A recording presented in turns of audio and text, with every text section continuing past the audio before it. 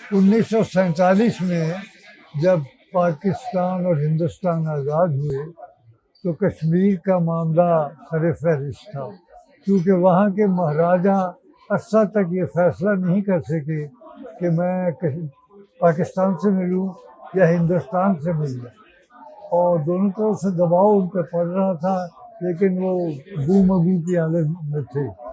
اس دوران پاکستان کی طرف سے کچھ قبائلی لوگوں نے کشمیر میں حملہ کر دیا اور وہ سری نگر کی طرف بڑھنے لگے، لیکن اپنی عادات سے مجبور ہو کر راستے میں بارہ میں انہوں نے لوٹ مار شروع کر دی، بجائے اس کے کہ آگے سری نگر کی طرف جاتے۔ اس کے علاوہ بہت سے علاقوں میں لوگوں کی بغاوت ہو گئی مہاراجہ کے خلاف، اور اس سارے معاملے کے ہوتے ہوئے جب یہ پریشر دباؤ پڑا مہاراجے پر، تو اس نے انڈیا کے ساتھ سائن اپ کر دیا کہ میں انڈیا کے ساتھ ملتا ہوں۔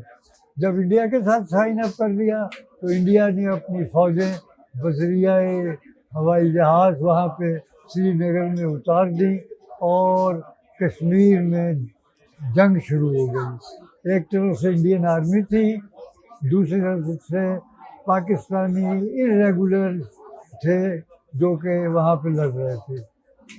اس زمانے میں پھر جنرل اکبر خان جو تب ابھی جنرل نہیں ہوئے تھے، بریگیڈیئر تھے، تو وہ ان کو پاکستانی افواج کا انچارج بنا دیا گیا تھا، اور یہ انڈیا کے خلاف جو لڑائی جاری تھی اس کے انچارج جنرل اکبر خان تھے۔ لیکن ان کو شکا تھا، گلا تھا کہ مجھے حکومت پاکستان ٹھیک طرح سے سپورٹ نہیں کر رہی، اور چنانچہ میں آگے اور زیادہ بڑھ نہیں سکتا۔ وہ یہ چاہتے تھے کہ کشمیر میں گوریلا وارفیئر جاری رہے اور ہم انڈیا کے ساتھ سیز فائر نہ کریں۔ گورنمنٹ نے سیز فائر کر لیا، اس پہ وہ اور ناراض ہو گئے۔ اس کے بعد ان کے دماغ میں یہ آیا کہ میں گورنمنٹ کا تختہ الٹ کے اپنی ایک گورنمنٹ قائم کریں گے اور کشمیر میں ہم جنگ جاری رکھیں گے۔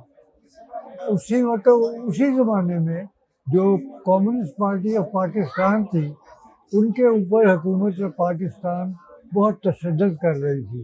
لوگوں کو قلعے میں جا کے ٹارچر کیا جاتا تھا، لوگوں کو سیفٹی ایکٹ میں پکڑ لیا جاتا تھا، ان کو مارا جاتا تھا، جیلوں میں ڈالا جاتا تھا۔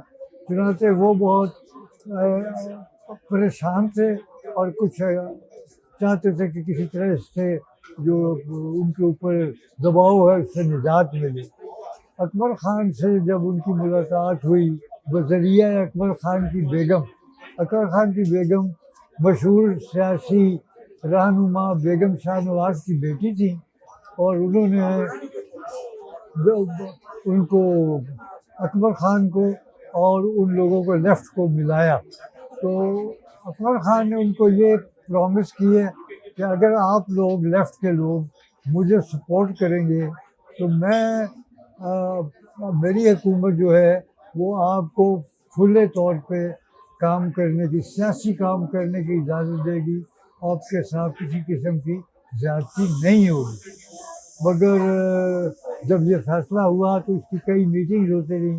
اکبر خان صاحب نے اپنے کئی جرنیلوں کو بھی ساتھ ملایا، تو بریگیڈیئرس کو ملایا، اور اس طرح کے وہ ایک گروپ بنا رہے تھے یہ کوپ کرنے کا۔ آخری میٹنگ 23 فروری کو 1951 کو ہوئی جنرل اکبر خان کے گھر، جس میں سجاد ظہیر، فیض احمد فیض اور محمد حسین، 3 آدمی جو لیفٹ کے نمائندے تھے وہ آئے، اور باقی بہت سارے فوجی افسر تھے۔ وہاں پہ 6-8 گھنٹے تک گفتگو ہوتی رہی، لیکن آخر میں یہ فیصلہ ہوا کہ یہ کوپ ہم نہیں کریں گے، اس لیے کہ اس میں وہ جو ایسٹ پاکستان ہے اس کا کیا بنے گا۔